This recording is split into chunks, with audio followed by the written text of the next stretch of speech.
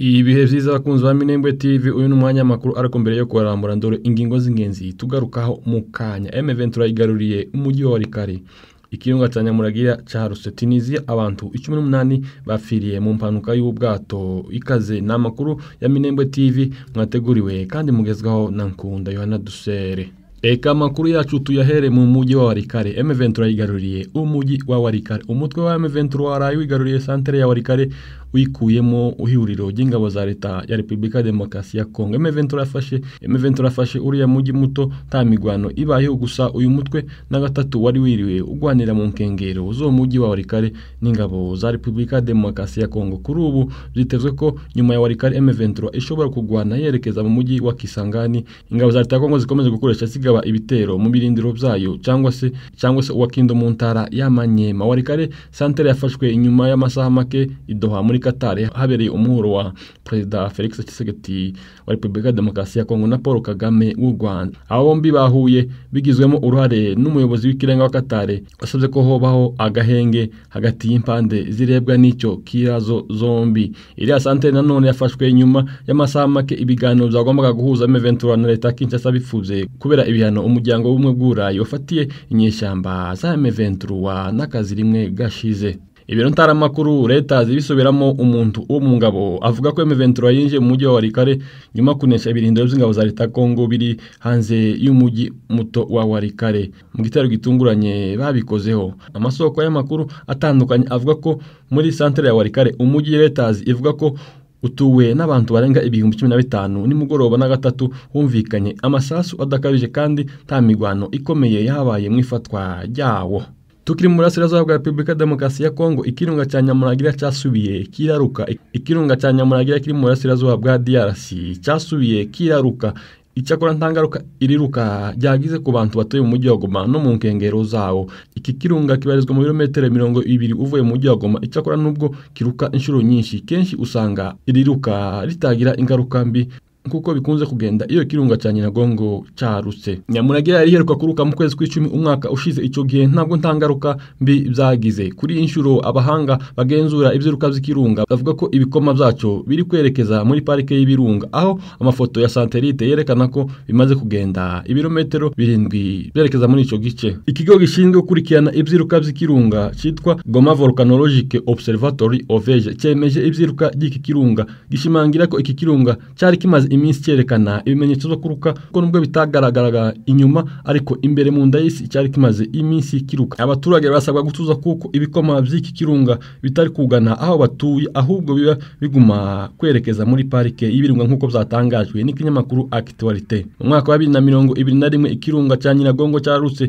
gihitana ubuzima bw'abaturage, abandi benshi barahunga barimo n'abahungiye mu Rwanda. Reka dukomeze kuri inkuru ivuga ngo umusirikare uri ku rugamba afata nibura amadolari 500. Perezida Felix Antoine Tshisekedi wa Republika Demokarasi ya Kongo mu kiganiro yahaye ikinyamakuru Le Figaro kuri aka gatatu ku minsi 19 y'ukwezi kwa gatatu yagaragaje ko yishimiye kuba umushahara w'abasirikare ba FARDC wiyongereye ku buryo abasirikare bari ku rugamba bavuye ku $100 bagahabwa agera kuri 500. Yashimangiye nta kwivuguza ko umushahara w'umusirikare wiyongereye uva ku $100 ugera ku $500 ya Amerika. Umushahara wa $100 buri kwezi wariyongereye umusirikare uri ku rugamba yakiriye byibuze $500. Ibi bikaba byavuzwe na Perezida Felix Tshisekedi. Kugira ngo kino gikorwa kigegweho, umukuru w'igihugu cya Kongo Kinshasa yavuze ko yahinduye amasezerano amwe n'abafatanyabikorwa bacu b'Abashinwa bazaza umusaruro ubutunzi bwacu. Igisirikare cyacu gifite abasirikare 100,000. Reka amakuru yacu tuyakomeze mu Faransa. Macron yakiriye abihaye Imana bo muri Kongo bakomeje gushaka amahoro nyuma yo guhura n'abanyapolitiki batandukanye bo muri Kongo n'abayobozi bo mu karere. Inama y'abepiskope y'igihugu cya Kongo Senko n'itorero rya Kristo muri Kongo ECC bakiriwe muri Elysée kuri aka gatatu ku minsi 19 y'ukwezi kwa gatatu na Perezida Emmanuel Macron. Iri tsinda ryakirije Perezida w'Ubufaransa gahunda yabo yiswe amasezerano mbonezamubano agamije amahoro no kubana neza muri Republika Demokarasi ya Kongo no mu biyaga bigari. Emmanuel Macron yagize ati: nakire intumwa z'amatorero ya Kongo yiyemeje gushaka amahoro muri RDC, shigikiye byimazeyo gahunda yabo kugira ngo duhoshe ibibazo biri mu burasirazuba bwa Repubulika Demokarasi ya Kongo no gufasha kugarura ubusugire bwa Kongo. Ubufaransa bushigikiye ibiganiro inama yahuje Perezida Tshisekedi na Kagame yateguwe na Emir wa Qatar ejo i Doha, kandi umuhate wose w'akarere uragenda werekeza muri iki cyerekezo igomba gukomeza. Ibi byatangajwe na Perezida Emmanuel Macron abicishe ku rubuga rwe rwa X. Senko na EAC byemeza ko guhura na Perezida ba Angola, Uganda, u Rwanda nyuma yo guhura na Perezida Felix Tshisekedi hamwe n'abanyapolitiki bo muri RDC ndetse n'abayobozi ba AFCM 23. Izi ntumwa zari zigizwe n'abaperezida bombi n'abanyamahanga rusange Banseko, Musenyeri Fulgence Muteba na Musenyeri Donatien Shore na EAC Revera Andre Bakundao bo Likaba na Revera Eric Nsenga. Reka amakuru yacu tuyakomereze kuri iyi nkuru ivuga ngo Tshisekedi yavuze ku biganiro byamuhuje na Kagame muri Qatar. Perezida Felix Tshisekedi wa DRC nyuma yo guhura na Perezida Kagame muri Qatar mu biganiro bigamije gushakira umuti uranze umwuka mubi uri hagati y'ibihugu byombi, yavuze ko yifuza amahoro aranze hagati y'igihugu cye n'u Rwanda. Perezida Kagame na Tshisekedi bahuriye mu biganiro bahujwe na Emir wa Qatar Sheikh Tamim bin Mohammed bin Khalifa Al Thani na kabiri ku minsi 18 y'ukwezi kwa gatatu, ubuhuza butari bwitezwe na benshi. Mu kiganiro yagiranye n'igitangazamakuru cyo mu Bufaransa Le Figaro, Tshisekedi yagarutse ku biganiro byabereye i Doha avuga ko zabaye mu mwuka mwiza kandi bizakomeza kugeza igihe habonekeye umuti urambye. Tshisekedi yavuze ko ibijanye n'inama yamuhuje na Perezida Paul Kagame hamwe na Emir wa Qatar byatangiye kugiramwo uruhare n'intumwa za Qatar mu kwezi kwa kabiri hagati. Yagize ati inama yabaye mu mwuka mwiza, intambwe yibanze yaratewe dufashijwe n'intumwa ya Qatar. Nahuye n'umwe mu ntumwa za Qatar mu kwezi kwa kabiri hagati mu nama yiga ku mutekano ya Munich. Intambwe ikurikiraho izatangazwa kuko icy'ingenzi cyari guhagarika imigwano ako kanya, nta yandi mananiza. Ibiganiro bigomba gukomeza kugira ngo haboneke umuti urambye. Qatar isobanura ko ubuhuza bwayo budakuraho izindi nzira zemejwe zo gushakira umuti ikibazo, ni ukuvuga ibiganiro bya Rwanda Nairobi, ahubwo ko bigamije kugarura icyizere hagati y'impande zombi. Ni inama yabaye mu gihe muri Angola hari hateganyijwe inama yagombaga guhuza umutwe wa M23 na leta ya Kinshasa. Iyo nama y'ubuhuza yabaye kuko umutwe wa M23 wanze kwitabira nyuma yuko bamwe mu bayobozi bawo bashiriweho ibihano n'umuryango w'ubumwe bw'ibihugu by'Uburayi. Tshisekedi we ntabibona mu buryo bumwe na M23 mu gihe yo ivuga ko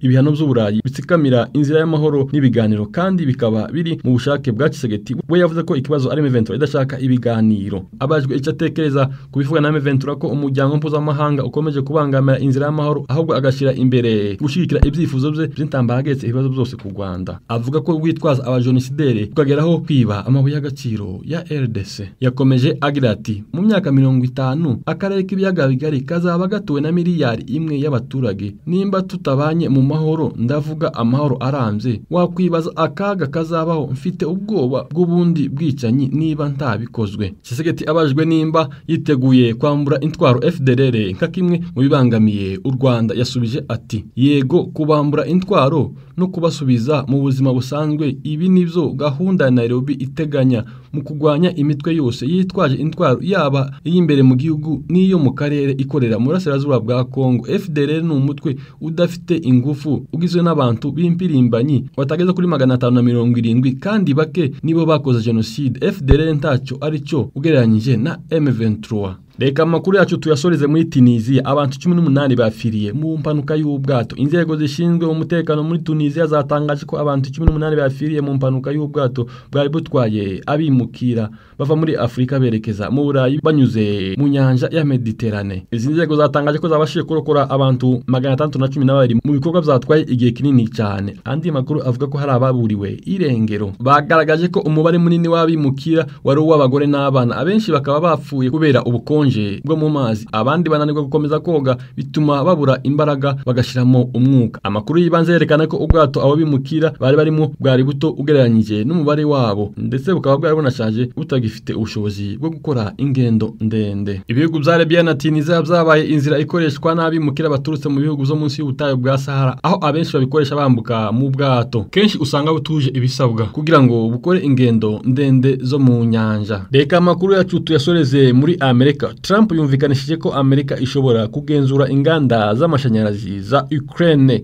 Perezida wa Amerika Donald Trump yagiranye ikiganiro kuri telefone na mugenzi we wa Ukraine Volodymyr Zelensky cyamaze hafi isaha, yashimye ko cyari cyiza cyane. Nyuma y'umunsi avuganye kuri telefone na Perezida w'Uburusiya Vladimir Putin, nyuma yaho Zelensky yavuze ko yemeza ko amahoro arambye ashobora kugerwaho uyu mwaka biyobowe na Trump. Ibiro bya Perezida wa Amerika White House byavuze ko kuba Amerika ishobora kugenzura inganda z'ingufu za nucleaire za Ukraine nazo zaganiriweho, nubwo nyuma yaho Zelensky yavuze ko ibi byavuzwe gusa ku ruganda rw'amashanyarazi rwa Zaporizhia rwigaruriwe n'Uburusiya. Umwuka bigaragara ko wari mwiza cyane wo muri ico kiganiro, utandukanye n'uruzinduko rwa Zelensky yagiriye mu biro za Perezida wa Amerika mu kwezi gushize, ubwo abategetsi bombi hamwe na Vice Perezida wa Amerika DJ Vance bashamiranaga bikomeye. Ico kiganiro cyeje na gatatu cyabaye inshuro ya mbere abo bagabo bombi bavuganye kuva haba iyo nama yo mu biro za Perezida wa Amerika, nubwo kuva ico gihe amatsinda y'impande zombi yahuriye muri Arabia Saudite akagana ku cyifuzo cy'agahenge k'iminsi 30. Nubwo gishigikiwe na Ukraine, Putin yanze ico cyifuzo cyo guhagarika intambara mu bice byose byo muri Ukraine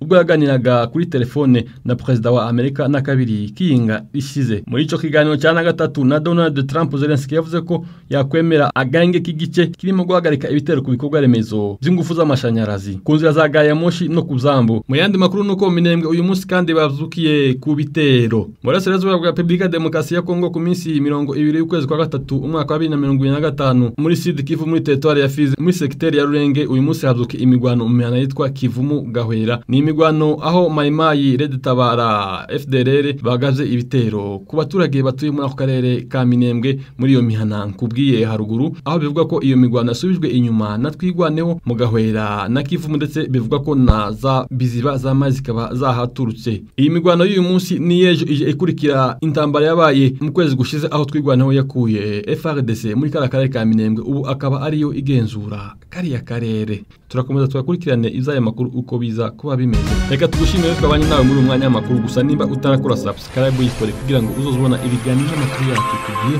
Minembwe TV, nkunda Yohana Dushe, duhure mu makuru yacu ataha.